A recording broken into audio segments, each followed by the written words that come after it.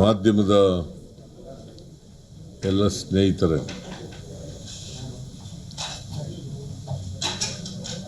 ಇವತ್ತು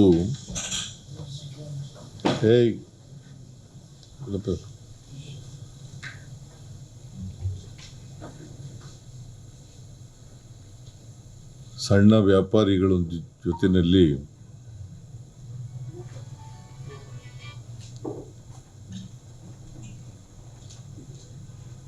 ಕರೆದು ಚರ್ಚೆ ಮಾಡಿದ್ರು. ಈ ಸಭೆಯಲ್ಲಿ ಕಂದಾಯ ಸಚಿವರು ಕೃಷ್ಣ ಬೈರೇಗೌಡರು, ಚೀಫ್ ಸೆಕ್ರೆಟರಿ, ನಮ್ಮ principal secretary finances, commercial tax commissioner, ಆಮೇಲೆ ಪೊನ್ನಣ್ಣವರು legal adviser, Nazeer Ahmed political secretary,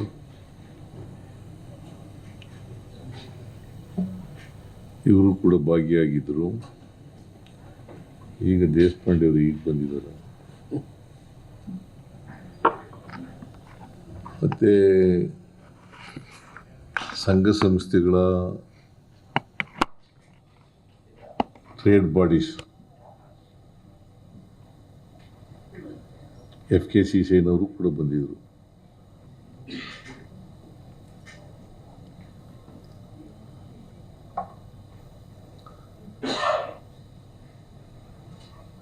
ಅವ್ರ ಜೊತೆ ಚರ್ಚೆ ಮಾಡಿ ಅವರ ಅಹವಾಲುಗಳನ್ನು ಕೇಳಿದ್ದೀವಿ.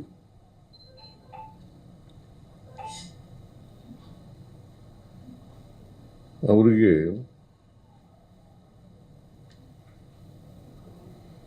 ಕಮರ್ಷಿಯಲ್ ಟ್ಯಾಕ್ಸ್ ಡಿಪಾರ್ಟ್ಮೆಂಟ್ನವರು ನೋಟಿಸ್ಗಳನ್ನು ಕೊಟ್ಟಿದ್ದಾರೆ. ಸುಮಾರು 9,000 ನೋಟಿಸ್ಗಳನ್ನು ಕೊಟ್ಟಿದ್ದಾರೆ.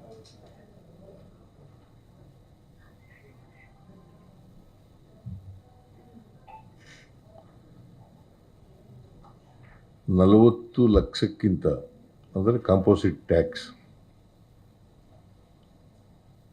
ಟ್ಯಾಕ್ಸ್ ತಾನೆ.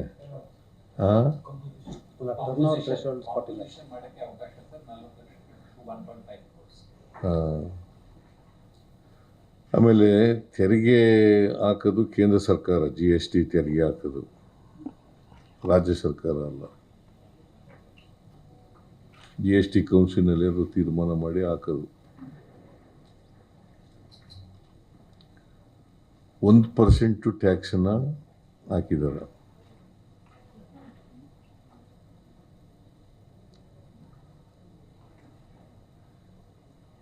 ಅದು 40 ಲಕ್ಷಕ್ಕಿಂತ ಜಾಸ್ತಿ.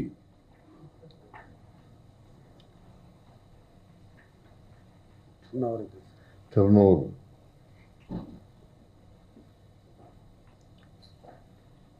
ಅಂಥವ್ರಿಗೆ ಮಾತ್ರ ನೋಟಿಸ್ ಕೊಟ್ಟಿರ್ತಕ್ಕಂಥದ್ದು.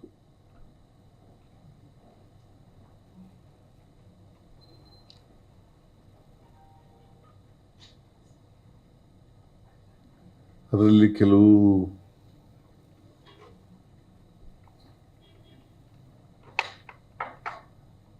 ಸಣ್ಣ ವ್ಯಾಪಾರಿಗಳು ಅಲ್ಲದೆ ಬೇರೆಯವ್ರಿಗೂ ಕೂಡ ಕೊಟ್ಬಿಟ್ಟಿದ್ದಾರೆ.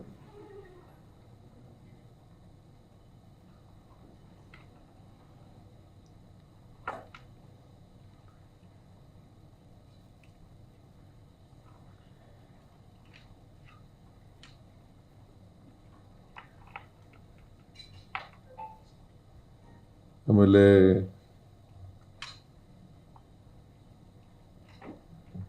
ಮೂರು ವರ್ಷದಿಂದ ಟ್ಯಾಕ್ಸು ಕೊಡಬೇಕು ಅಂತೇಳಿ ಹೇಳಿದ್ದಾರೆ.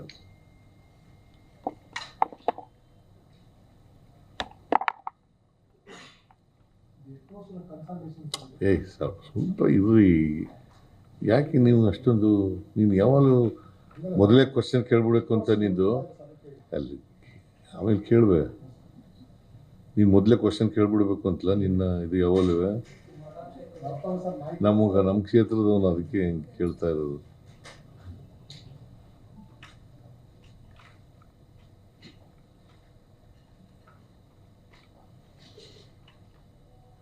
ನಾವು ಈ ಎಕ್ಸೆಂಪ್ಟೆಡ್ ಟ್ಯಾಕ್ಸ್ನಿಂದ ವಿನಾಯಿತಿ ಇದೆಯಲ್ಲ,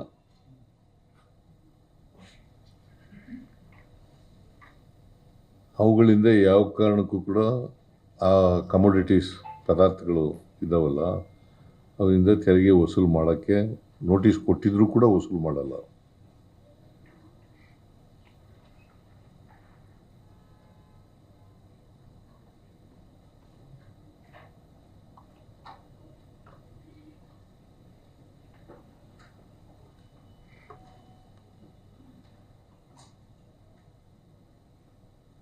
ಆಮೇಲೆ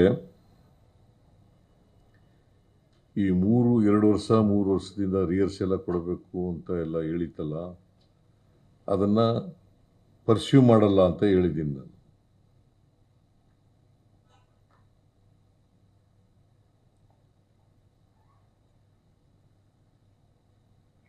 ಅವರು ಭಾಳ ಸ್ಪಷ್ಟವಾಗಿ ಏನು ಹೇಳಿದ್ದಾರೆ ಅಂತಂದರೆ, ಈ ನೋಟಿಸ್ ಬಂದದ್ರಿಂದ ಸ್ವಲ್ಪ ಗೊಂದಲಗಳೆಲ್ಲ ನೀವು ಉದ್ಭವ ಆಗಿಬಿಟ್ಟಿದ್ದಾವೆ. ಒಂದು ಮೊದಲನೇದು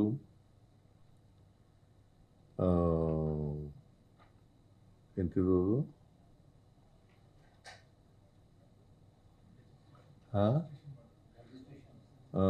ಕಡ್ಡಾಯವಾಗಿ ನೋಂದಣಿ ಮಾಡಿಸ್ಕೊಳ್ಬೇಕು ಅಂತ ಹೇಳಿದ್ದೀನಿ, ಒಪ್ಕೊಂಡಿದ್ದಾರೆ ಅದಕ್ಕೆಲ್ಲ.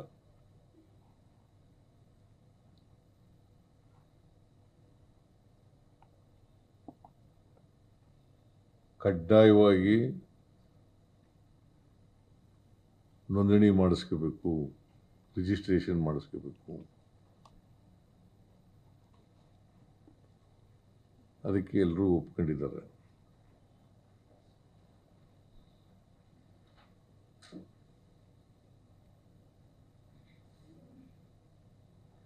ಆಮೇಲೆ ಒಂದು ಸಹಾಯವಾಣಿ ಆರಂಭಿಸಬೇಕು ಅಂತ ಹೇಳಿದ್ದಾರೆ. ನಾನು ಹೇಳಿದ್ದೀನಿ, ಸಹಾಯವಾಣಿ ಈಗಾಗಲೇ ಇದೆ, ಇನ್ನೂ ಅದನ್ನು ಹೆಚ್ಚು ಪರಿಣಾಮಕಾರಿಯಾದ ರೀತಿಯಲ್ಲಿ ಮಾಡೋಣ ಅಂತ ಹೇಳಿದ್ದೀನಿ.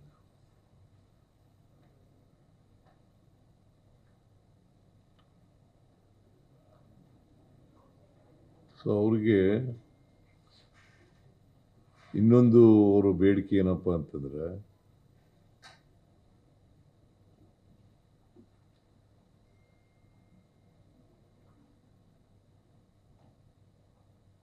ಈ ಗೊಂದಲ ನಿವಾರಣೆ ಆಗಬೇಕಾದ್ರೆ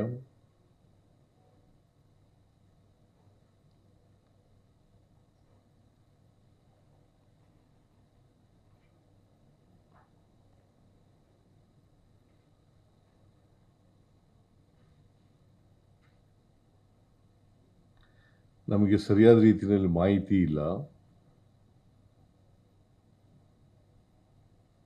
ಅದಕ್ಕೋಸ್ಕರ ಜಾಗೃತಿ ಉಂಟು ಮಾಡ್ತಕ್ಕಂಥ ಒಂದು ಕಾರ್ಯಕ್ರಮನ ಹಮ್ಮಿಕೋಬೇಕು ಅಂತ ಹೇಳಿದ್ದಾರೆ. ಅದಕ್ಕೆ ನಾನು ಹೇಳಿದ್ದೀನಿ, ಎಲ್ಲ ಕಡೆ ನಮ್ಮ ಕಮರ್ಷಿಯಲ್ ಟ್ಯಾಕ್ಸ್ ಡಿಪಾರ್ಟ್ಮೆಂಟು ಮತ್ತು ಇವರು ಕೂಡ ಮಾಡ್ತೀವಿ ಅಂತ ಹೇಳಿದ್ದಾರೆ. FKCCIನವರು ಕೂಡ ಮಾಡ್ತೀವಿ ಅಂತ ಹೇಳಿದ್ದಾರೆ, ಮತ್ತು ಬೇರೆಯವರು ಕೂಡ ಮಾಡ್ತೀವಿ ಅಂತ ಹೇಳಿದ್ದಾರೆ. ಅಲ್ಲಿಗೆ ಎಲ್ಲಿ ಇಂಥ ವರ್ಕ್ಶಾಪ್ಗಳನ್ನು ಮಾಡ್ತಾರೆ ಅಲ್ಲಿ ನಮ್ಮ ಕಮರ್ಷಿಯಲ್ ಟ್ಯಾಕ್ಸ್ ಡಿಪಾರ್ಟ್ಮೆಂಟ್ನವರು ಹೋಗ್ತಾರೆ, ಅವ್ರಿಗೆ ಬೇಕಾದಂಥ ಮಾಹಿತಿಗಳನ್ನು ಒದಗಿಸ್ಕೊಡ್ತಕ್ಕಂಥ ಕೆಲಸವನ್ನು ಮಾಡ್ತಾರೆ.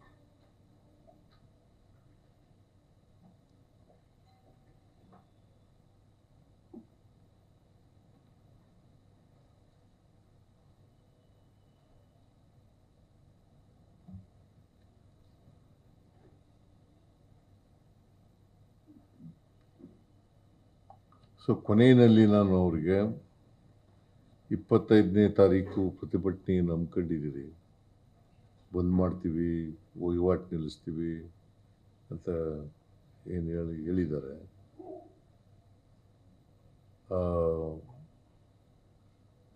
ಫ್ರೀಡಮ್ ಪಾರ್ಕ್ನಲ್ಲಿ ಪ್ರತಿಭಟನೆ ಮಾಡ್ತೀವಿ ಅಂತ ಏನು ಹೇಳ್ಕೊಂಡಿದ್ದಾರೆ.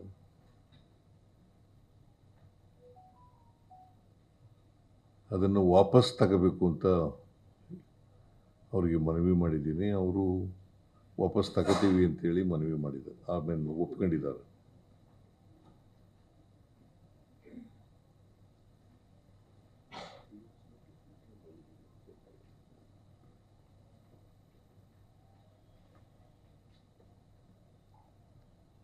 ಇನ್ನೊಂದು ಸಾರಿ ರಿಪೀಟ್ ಮಾಡಲ ನಿಮಗೆ, ಇದೇ ಇಂಪಾರ್ಟೆಂಟು.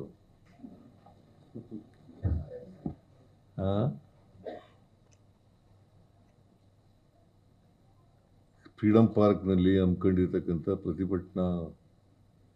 ಪ್ರತಿಭಟನೆಯನ್ನು ವಾಪಸ್ ತಗೋಬೇಕು ಅಂತ ಹೇಳಿದ್ದೇನೆ. ಅವರು ವಾಪಸ್ ತಗೊಳ್ತೀವಿ ಅಂತ ಹೇಳಿದ್ದಾರೆ. ಸರ್, ಇವತ್ತಿಂದಲೇ ಕಪ್ಪು ಪಟ್ಟಿ ಧರಿಸ್ಕೊಂಡು ಇಡೀ ರಾಜ್ಯಾದ್ಯಂತ ಪ್ರತಿಭಟನೆ ಮಾಡ್ತಾ ಇದ್ದಾರೆ.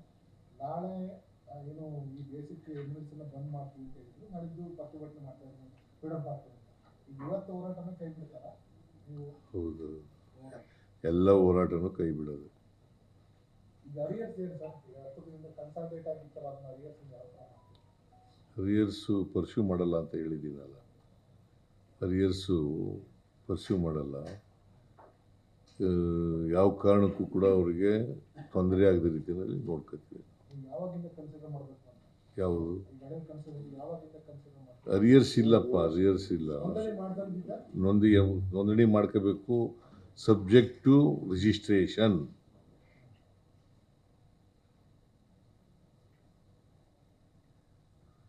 ರಿಜಿಸ್ಟ್ರೇಷನ್ ಕಡ್ಡಾಯ. ಈಗ ತೆರಿಗೆ ನೆಟ್ಟಿಗೆ ಬರಬೇಕಲ್ಲ ಎಲ್ರೂ. ಬಟ್ ಯಾರಿಗೆ ಎಕ್ಸೆಂಪ್ಟೆಡ್ ಗೂಡ್ಸ್ ಇದೆ ಅವ್ರ ಹತ್ರ ಅವ್ರಿಗೆ ರಿಜಿಸ್ಟ್ರೇಷನ್ ಅಗತ್ಯ ಇಲ್ಲ.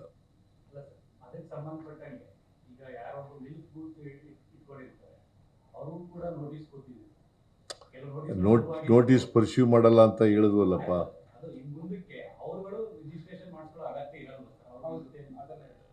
ಈಗ ಯಾವುದು ಎಕ್ಸೆಂಪ್ಟೆಡ್ ಅಂತ ಇರ್ತದೆ, ವಿನಾಯಿತಿ ಅಂತ ಇರ್ತದೆ, ಅವರು ರಿಜಿಸ್ಟರ್ ಮಾಡ್ಕೋಬೇಕಾದಂಥ ಅಗತ್ಯ ಇಲ್ಲ.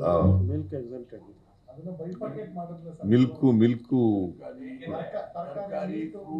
ತರಕಾರಿ, ಎಳ್ನೀರು, ಇಂಥವೆಲ್ಲ, ಹೂವು, ಇಂಥವೆಲ್ಲ ಎಕ್ಸೆಂಪ್ಟೆಡ್ ಅಲ್ಲ.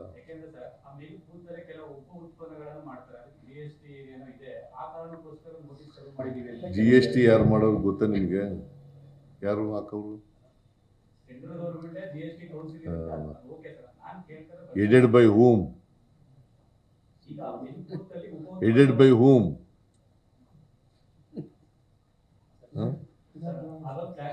ಎಲ್ಲ ಎಡೆಡ್ ಬೈ ಹೂಮ್ ಅಂತ ಹೇಳಪ್ಪ ನೀನು. ಅದನ್ನ ಫೈನಾನ್ಸ್ ಮಿನಿಸ್ಟರ್ ಹಂಗೇಳು ಕರೆಕ್ಟಾಗಿ.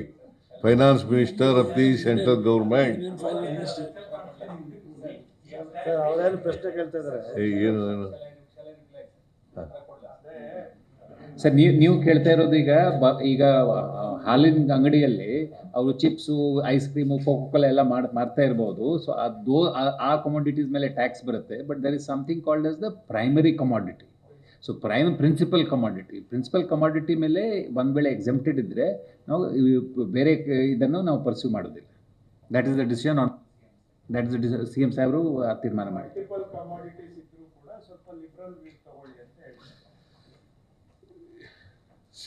They agreed. ಇವತ್ತಿನ ಮೀಟಿಂಗ್ನಲ್ಲಿ ಒಪ್ಕೊಂಡಿದ್ದಾರೆ. 3 ವರ್ಷದ್ದು ಅರಿಯರ್ಸ್ ಇದೆಯಲ್ಲ, ಅದನ್ನು ಪರ್ಸ್ಯೂ ಮಾಡಲ್ಲ ಅಂತ ಹೇಳಿದ್ದೀವಿ. 3ನೇದು ಸಹಾಯವಾಣಿ ಮಾಡ್ತೀವಿ ಅಂತ ಹೇಳಿದ್ದೀವಿ.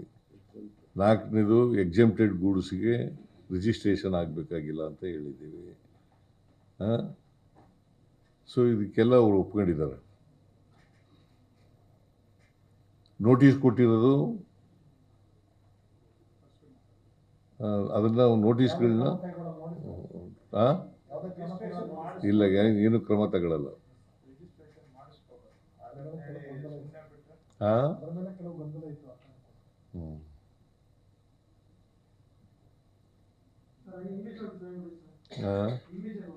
ಯಾಕೆ ನೀವು ಇಂಗ್ಲೀಷ್ನವ್ರ?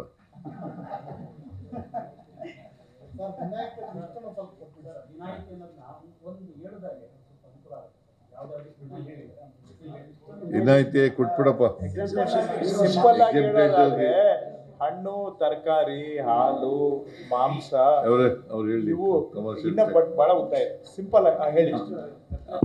ಸೊ ಸಾಹೇಬರು ಹೇಳಿದಾಗೆ ಎಲ್ಲ ಪ್ರಿನ್ಸಿಪಲ್ ಕಮೋಡಿಟೀಸು ಎಕ್ಸೆಂಪ್ಟೆಡ್ ಕಮೋಡಿಟೀಸ್ ಇದ್ದರೆ ಆ ಬೇಸಿಸ್ ಮೇಲೆ ನಾವು ಎಕ್ಸೆಂಪ್ಷನ್ ಮಾಡಲಿಕ್ಕೆ ಇದು ಕ್ರಮ ತಗೊಳ್ತೀವಿ. ಸೊ ಎಕ್ಸೆಂಪ್ಟೆಡ್ ಕಮೋಡಿಟೀಸ್ ಅಂದರೆ ಇದು ಬ್ರೆಡ್, ಹಾಲು, ಮತ್ತು ಎಸೆನ್ಷಿಯಲ್ ಫುಡ್ ಐಟಮ್ಸು, ತರಕಾರಿ, ಹಣ್ಣು, ಮತ್ತು basically food items, essential items ಮೇಲೆ ಎಲ್ಲರಿಗೂ ಗೊತ್ತಿದೆ ಏನೇನು ಎಕ್ಸೆಂಪ್ಷನ್ ಇದೆ. ಕೊಡ್ತಾರೆ ಯಾರು ಎಕ್ಸೆಂಪ್ಟೆಡ್ ಇದು ಲಿಸ್ಟ್ ನಾವು ಎಲ್ಲರಿಗೆ ನಾವು ಲಿಸ್ಟ್ ಕೊಡ್ತೀವಿ, ಲಿಸ್ಟ್ ಕೊಡ್ತೀವಿ. And ಈ ಒಂದು ಡೀಟೇಲ್ ಪ್ರೆಸ್ ನೋಟ್ ರಿಲೀಸ್ ಮಾಡ್ತೀವಿ. ಲಿಸ್ಟೇ ಕೊಟ್ಬಿಡ್ತಾರೆ. ಆ ಡೀಟೇಲ್ ಪ್ರೆಸ್ ನೋಟ್ ಅಲ್ಲಿ ಲಿಸ್ಟ್ ಕೂಡ ನಾವು ಅನೆಕ್ಷರ್ ಅಲ್ಲಿ ಹಾಕ್ತೀವಿ. ಸೊ ಅದೇ ಅನುಸಾರ ನಾವು ಕ್ರಮ ತಗೊಳ್ತೀವಿ. ಸರ್, ಈಗ ತುಂಬಾ ಜನ UPI ಸ್ಕ್ಯಾನರ್ ನ ರಿಮೂವ್ ಮಾಡಿಬಿಟ್ಟಿದ್ದಾರೆ. ಈ ಒಂದು ಡ್ಯೂಟಿ ನೋಟಿಸ್ ಕೊಡೋದು ರಿಮೂವ್ ಮಾಡಿದ್ದಾರೆ. ನೀವು ಅವರಿಗೆ ಅಶ್ಯೂರೆನ್ಸ್ ಕೊಡ್ತೀರಾ ಸರ್? ಯಾರಿಗೆ? ಈಗ ತುಂಬಾ ಜನ ವ್ಯಾಪಾರಿಗಳು ಈ UPI ಕಾರ್ಡ್ ಸ್ಕ್ಯಾನ್ ಮಾಡ್ತಾರೆ, ಸ್ಕ್ಯಾನರ್ ರಿಮೂವ್ ಮಾಡಿದ್ದಾರೆ, ಎಲ್ಲ ಕ್ಯಾಶ್ ಹೋಗ್ತಾ ಇದ್ದಾರೆ. ಈ ಸಮಸ್ಯೆಯಿಂದ ಅದನ್ನ ಮತ್ತೆ ಶಾಲೆ ಆನ್ಸರ್ ಸರ್. ಹಾ. ಇದರ ಬಗ್ಗೆನೂ ಚರ್ಚೆ ಆಯಿತು ಮೀಟಿಂಗಲ್ಲಿ. ಈಗ ನಮ್ಮ ರಾಜ್ಯದಲ್ಲಿ ಇಡೀ ದೇಶದಲ್ಲಿ ಮ್ಯಾಕ್ಸಿಮಮ್ UPI ಪೆನಿಟ್ರೇಷನ್ ಇದೆ. 40% ರಷ್ಟು ಟ್ರಾನ್ಸಾಕ್ಷನ್ಸ್ UPI ಮೂಲಕ ಆಗ್ತಾ ಇದೆ. ಇಡೀ ದೇಶದಲ್ಲಿ ಆ್ಯಾವ್ರೇಜ್ ಬರೀ 30% ಇದೆ. ಇದು ತುಂಬ ಒಂದು ಒಳ್ಳೆಯ ಸಂಗತಿ ನಮಗೆ. ಯಾಕಂತಂದರೆ ಇದು ಎಲ್ಲ ನಾವು ಕ್ಯಾಶಿಂದ ದೂರ ಹೋಗಿ ನಾವೊಂದು ಫಾರ್ಮಲ್ ಇಕಾನಮಿಗೆ ಬರೋ ರೀತಿಯಲ್ಲಿ ಮಾಡ್ತಾ ಇದ್ದೀವಿ. ಮಾನ್ಯ ಮುಖ್ಯಮಂತ್ರಿಗಳು ಎಲ್ಲ ಈಗ ಸಂಘ ಸಂಸ್ಥೆಗಳಿಗೆ ಒಂದು ಅಪೀಲ್ ಮಾಡಿದ್ದಾರೆ, ನೀವು ಇದನ್ನೆಲ್ಲ ಮಾಡೋಕ್ಕೆ ಹೋಗಬೇಡಿ. ನೀವು ಅವರೆಲ್ಲರೂ ಒಪ್ಕೊಂಡಿದ್ದಾರೆ, ನಾವೆಲ್ಲ ರಿಜಿಸ್ಟ್ರೇಷನ್ ಮಾಡೋಕ್ಕೆ ತಯಾರಿದ್ದೀವಿ. ಅವರಿಗೂ ಅನುಕೂಲ ಆಗುತ್ತೆ. ಇದು ಒಂದು ಎಲ್ಲ ಈಗ ನಮಗೆ ಈಗ ಒಂದು ಫಾರ್ಮಲ್ ಇಕಾನಮಿಗೆ ಬರೋಕ್ಕೆ ಎಲ್ಲರಿಗೆ ಅನುಕೂಲ ಆಗುತ್ತೆ. ಸೊ ಇದರ ಬಗ್ಗೆ ಏನು ಗೊಂದಲ ಇಲ್ಲ, ಅವರೆಲ್ಲರೂ ಒಪ್ಕೊಂಡಿದ್ದಾರೆ, ನಾವು ಇದು ಬರೋಕ್ಕೆ ರೆಡಿ ಇದ್ದೀವಿ ಅಂತ. ಆಮೇಲೆ ನಾವು ಅದನ್ನು ಹೇಳಿದೆ, ಅವರು ಒಪ್ಕೊಂಡಿದ್ದಾರೆ. ಅವರು ಒಂದು ವೇಳೆ ತೆಗೆದಿದ್ದಾರೆ ಅವರಿಗೆ ಲಾಸ್ ಆಫ್ ಬಿಸ್ನೆಸ್ ಆಗುತ್ತೆ. ಯಾಕಂದರೆ ಎಲ್ಲ ಈಗ ಯಾರು ಉಪಯೋಗಿಸ್ತಾ ಇದ್ದಾರೆ, ನಾವೆಲ್ಲರೂ ಉಪಯೋಗಿಸ್ತಾ ಇರೋರಲ್ಲ, ನೀವೆಲ್ಲರೂ ಉಪಯೋಗಿಸ್ತಾ ಇರಬೇಕು. ಹೀಗಾಗಿ ಈಗ ಇಲ್ಲ, ಅವರು ಯಾರು ಇಟ್ಕೊಂಡಿಲ್ಲ, ಸ್ಕ್ಯಾನರ್ಸ್ ಇಟ್ಕೊಂಡಿಲ್ಲ, ಈಗ ಬಾರ್ಕೋಡ್ ಇಟ್ಕೊಂಡಿಲ್ಲ, ಅಲ್ಲಿ ಅವರಿಗೆ ಬಿಸ್ನೆಸ್ಸಲ್ಲಿ ಧಕ್ಕೆ ಆಗುತ್ತೆ ಅವರಿಗೆ. ಅವರೆಲ್ಲ ಒಪ್ಕೊಂಡಿದ್ದಾರಪ್ಪ. ಆಲ್ ಈಗ ಇದಕ್ಕೆಲ್ಲ ನಾವು ಏನೇನು ಅವರು ಗೊಂದಲಗಳಿದ್ದೋ ಆ ಗೊಂದಲಗಳನ್ನೆಲ್ಲ ನಿವಾರಣೆ ಮಾಡಿದ್ದೀವಿ. They all agreed and they have agreed to withdraw the protest rally which is organized by the small traders on 25th of this month. They have agreed to withdraw this.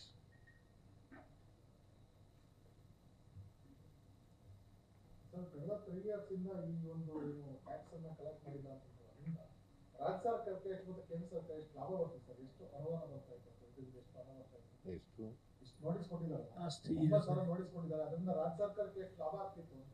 ಸುಮಾರು 2,000 ಕೋಟಿ ಅಲ್ಲ ಸರ್, ಅದು ಹೇಳಿಕ್ಕಾಗಲ್ಲ. ಅದು ಅಷ್ಟು correct exact ಲೆಕ್ಕ ನಾವು ಇನ್ನೂ ಮಾಡಿಲ್ಲ. ಯಾಕಂದ್ರೆ ನಮ್ಮದು ಒಂದು ಲೆಕ್ಕ ಇದೆ, ಅವರು ಡಿಸ್ಪ್ಯೂಟ್ ಮಾಡ್ತಾ ಇದ್ದಾರೆ. ಸೊ ಅದರ ಬಗ್ಗೆ ಸದ್ಯಕ್ಕೆ ನಾವು ಅಧಿಕೃತವಾಗಿ ಏನು ಹೇಳೋಕ್ಕೆ ಆಗೋದಿಲ್ಲ.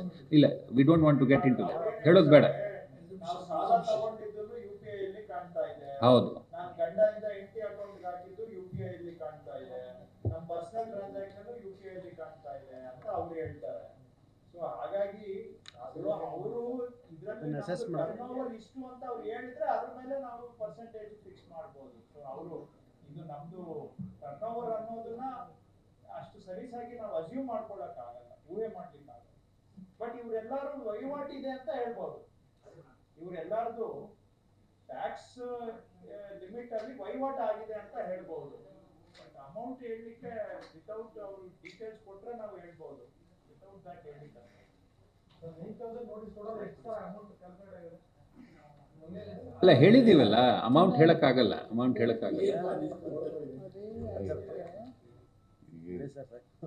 ಸಾಕು ನಡಿಯಪ್ಪ. ಕೊನೆಯದಾಗಿ ಪೊಲಿಟಿಕಲ್ ಕ್ವೆಶ್ಚನ್. ಜೋಶಿ ಹೇಳಿದ್ದಾರೆ ಇದು ರಾಜ್ಯ ಸರ್ಕಾರ ಮಾಡ್ತಾರೆ, ನಮ್ಗೆ 1/3 ಮಾತ್ರ ಅಧಿಕಾರ ಇರೋದು ಸೆಂಟ್ರಲ್ ಗವರ್ಮೆಂಟ್ಗೆ, 2/3 ರಾಜ್ಯ ಸರ್ಕಾರಗಳಿಗೆ. GST ಕೌನ್ಸಿಲ್ ಅಲ್ಲಿ ಇದನ್ನೆಲ್ಲ ಮಂಡಿಸ್ಲಿ, ಇದು ನಮಗೂ ಒಂದು ಸಂಬಂಧ ಇಲ್ಲ ಅಂತ ಜೋಶಿ ಅವರು ಸ್ಟೇಟ್ಮೆಂಟ್ ಕೊಟ್ಟಿದ್ದಾರೆ. ಜೋಶಿ ಸುಳ್ಳು ಹೇಳ್ತಾ ಇದ್ದಾರೆ, ರಾಜಕೀಯವಾಗಿ ಸುಳ್ಳು. ಬಿಕಾಸ್ GST ಹಾಕೋರು ಯಾರಪ್ಪ?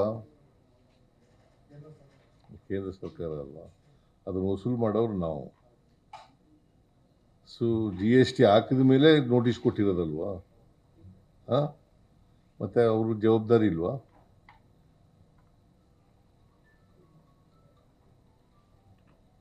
ಸುಮ್ಮನೆ ಏನೋ ಹೇಳೋದು ಕೇಂದ್ರ ರಾಜ್ಯ ಸರ್ಕಾರ ಜವಾಬ್ದಾರಿ ಇದಕ್ಕೆ ಅಂತ ಅನ್ನೋದು. ಇವೆಲ್ಲ ಚರ್ಚೆ ಮಾಡಿದ್ದೀವಿ, ಈಗ ಒಪ್ಕೊಂಡಿದ್ದಾರೆ ಬಿಡಿಯಪ್ಪ, ಸುಮ್ಮನೆ ಯಾಕೆ ಅವೆಲ್ಲ. ದೆಹಲಿಗೆ 25ನೇ ತಾರೀಕು OBC ಅಡ್ವೈಸರಿ ಕೌನ್ಸಿಲ್ದು ಒಂದು ಎಂಥ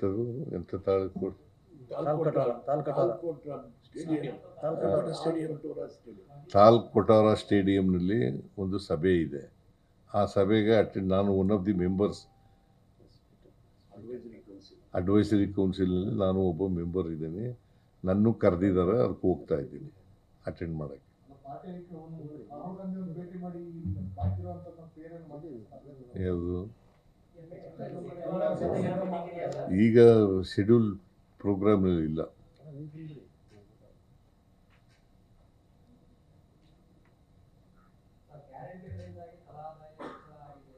ಹಾಂ,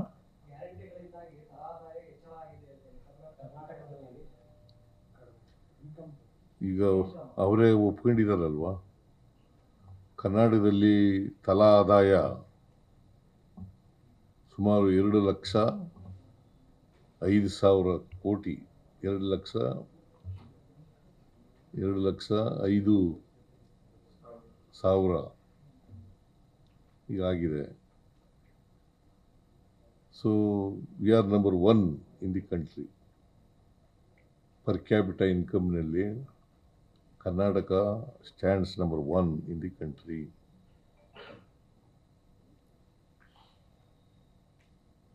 ಇದು ನಾನು ಹೇಳಿರೋದಲ್ಲ, ಕೇಂದ್ರ ಸರ್ಕಾರ. ಸ್ಕೀಮಿಂದ ಇದು ಆಗಿದೆ ಅಂತ ಒಂದು perception ಇದೆ ಸರ್. ಅದು ಒಂದು ಕಾರಣ, ಅದು ಒಂದು ಪ್ರಮುಖ ಕಾರಣ.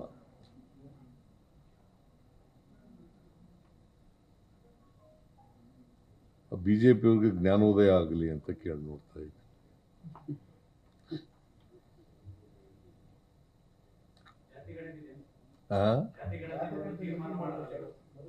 ಅವ್ರಿಗೆ ಹೇಳಿದ್ದೀನಿ 3 ತಿಂಗಳಲ್ಲಿ ಕೊಡಬೇಕು ಅಂತ.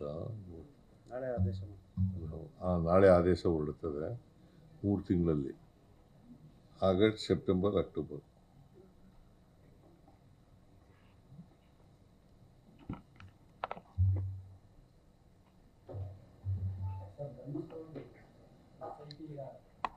SIT ಮಾಡಿದ್ದೀವಲ್ಲ, ಎಂಕ್ವೈರಿ ಮಾಡಲಿ ಅವರು. ನಾನು ಪೊಲೀಸ್ ಎಂಕ್ವೈರಿಗೆ ಒಂದು SIT ಮಾಡಿದ್ದೀವಿ, ಅವ್ರು ಎಂಕ್ವೈರಿ ಮಾಡಿ ರಿಪೋರ್ಟ್ ಕೊಡಲಿ.